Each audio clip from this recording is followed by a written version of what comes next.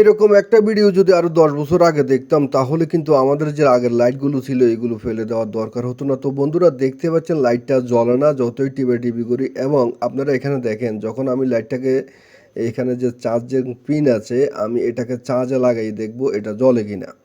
তো বন্ধুরা দেখতে পাচ্ছেন আমি এটাকে চার্জে লাগাইছি আর লাইটটা কিন্তু জ্বলে। এই যে দেখতে পাচ্ছেন যখন আবার সুইচ টিপ দিই এটার লাইটের যে ইন্ডিকেটার মানে চার্জারের ইন্ডিকেটারটা সবুজ হয়ে যায়।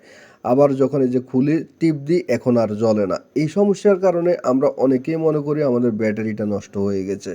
এই যে দেখেন আমি এখন ব্যাটারিটা খুলে আমরা লাগাইছি, এখন দেখেন লাইটটা কিন্তু একদম ঠিক আছে।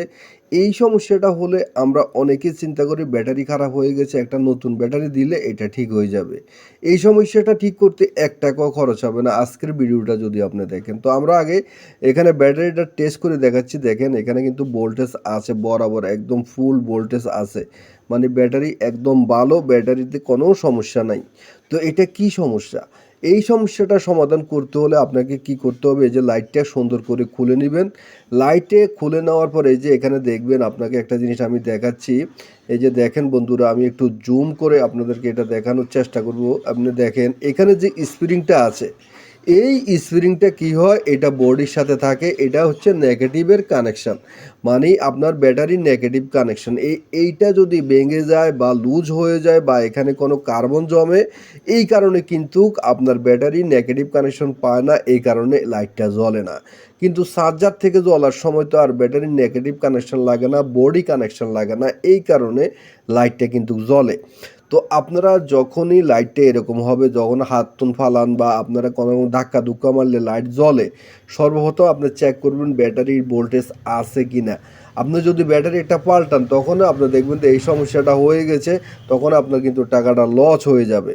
তো এইটা কি করব, আমরা এখানে সুন্দর করে ঘষে এখানে একটা জ্বালাই করব। জ্বালাইটা করার জন্য এই যে বন্ধুরা এটাকে কিন্তু স্ট্রং করে জ্বালাই করবেন। এটা অনেকে কি করে জ্বালাই করে দেয় না, অনেকে কি করে একটু হোড়া দিয়ে দিয়ে দেয়। আমরা কি করব, এটাকে সুন্দর করে এখানে জ্বালাই করব রাং দিয়ে। তো দেখতে পাচ্ছেন আগে জায়গাটা সুন্দর করে ঘষে নেবেন সাইডে মাইডে। তো আমি এটাকে সাইডে মাইডে ঘষে নিয়ে আমি এখানে সুন্দর করে জ্বালাই করে দিলাম স্ট্রং করে। তো বন্ধুরা দেখতে পাচ্ছেন এখানে জ্বালাই করে দেওয়ার পর এখন আমরা এটাকে সুন্দর করে ফিটিং করে দেখব। লাইট আপনি খোলা ফিটিং করতে পারলে লাইটের অর্ধেক কাজ কিন্তু হয়ে যায়। আর বেশিরভাগ লাইটের কিন্তু এই স্প্রিংটার এখানে কার্বন জমে থাকে ভিতরে, আপনারা ওখানে ঘষে মাজবেন, স্প্রিংটা একটু উপরের দিকে তুলে দিবেন, আপনার কাজ হয়ে যাবে 100%। লাইটের বেশিরভাগ কিন্তু সুইচ নষ্ট হয় আর এই স্প্রিংটার সমস্যা হয়ে থাকে বেশিরভাগ। আপনারা এগুলো চেক করলে আপনাদের মোটামুটি ঘরে বসেই আপনারা এই লাইটগুলো রিপেয়ারিং করতে পারবেন। নিশ্চয়ই ভিডিওটা দেখে আপনি আজকে অনেক উপকৃত হয়েছেন, অন্যকে দেখার একটু সুযোগ করে দিবেন।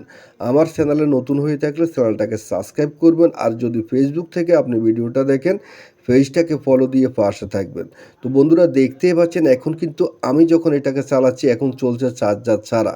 তো একটু কাজের জন্য এই লাইটটা কিন্তু বাদ হয়ে গিয়েছে। এখন দেখতে পাচ্ছেন চার্জ দিলে লাল বাতি জ্বলে, খুলে ফেললেও লাইটটা জ্বলে।